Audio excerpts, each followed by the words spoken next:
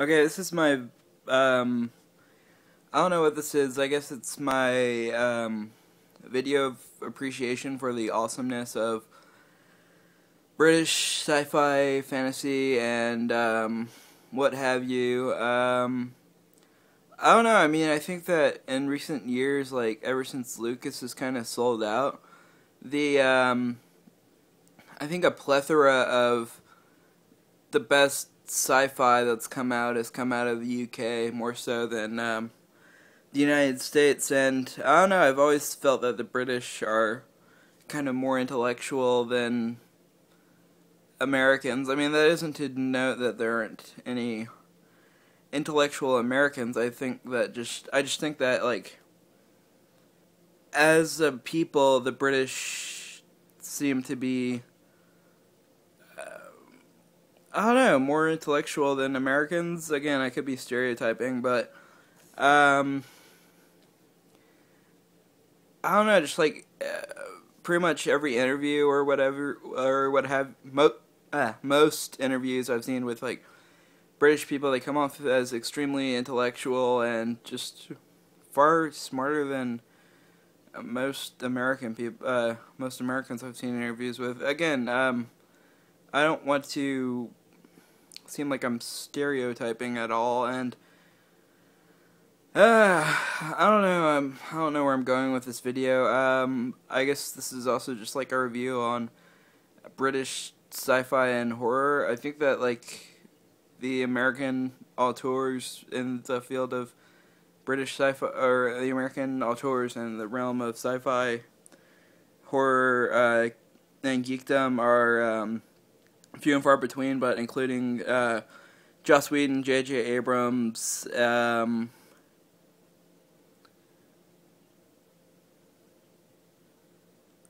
showrunner for Game of Thrones. I don't know if he's British or not, because there's a lot of British folk in Game of Thrones, but I don't know. Oh, and another Clash reference for y'all folk. Elevator going up.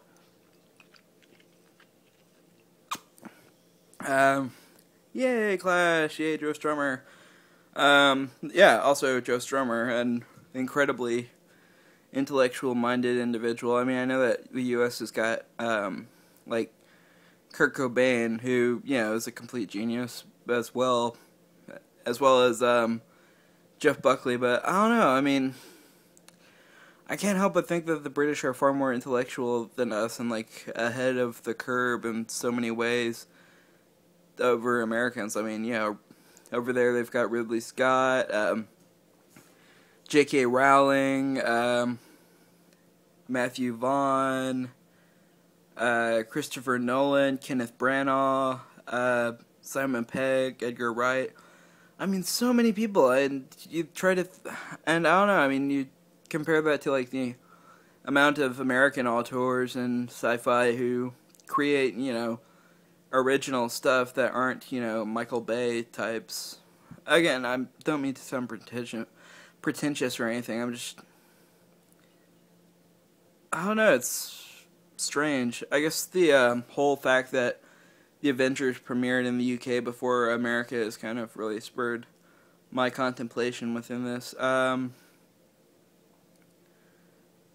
This could just be all rambling. I don't know where I'm going with this.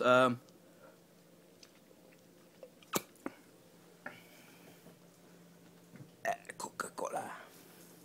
But yeah, I mean, like, Brits have created such memorable things such as Harry Potter. I mean, I know that we've got The Hunger Games, and admittedly I haven't seen it or read the books, but I mean, I don't know, is it like as sparse a universe as Harry Potter, or like, not sparse, but as major or wide a universe as Harry Potter? I don't know, man. I mean, obviously, like, in the 50s, we had, like, Rod Serling, George Romero. Like, 50s through 70s, we had, like, Rod Serling, George Romero, Steven Spielberg. Oh, yeah, BBC, UK has also got Joe Cornish, Stephen Moffat.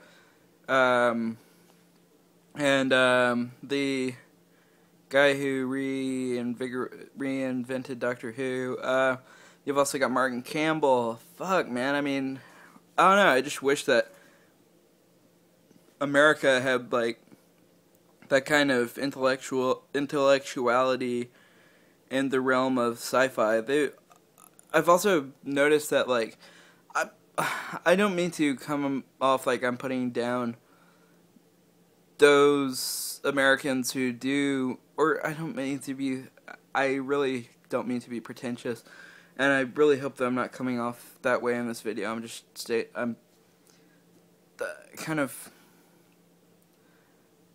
voicing my thoughts, I guess, and more than anything, and also I feel that British bands are kind of tighter than American bands. Like, it seems that Zeppelin and like somebody like Queen and The Who and Beatles, like, all had this perfect choreography together, and they were all completely in sync, whereas like with some American bands, most of the singers have egos. I mean, I know that kind of goes with Brits as well, but I don't know. I mean, they've also released Thor and Inception, just all these brilliant films, and I don't know what I'm doing with this video. I guess X-Men First Class reinvigorated that, and of course The Dark Knight. I mean, just so many amazing films, and like Atonement, and I know that isn't really sci-fi, but still a brilliant and innovative love story. And I don't know what I'm doing with this video. Somebody, I don't know, tell me what y'all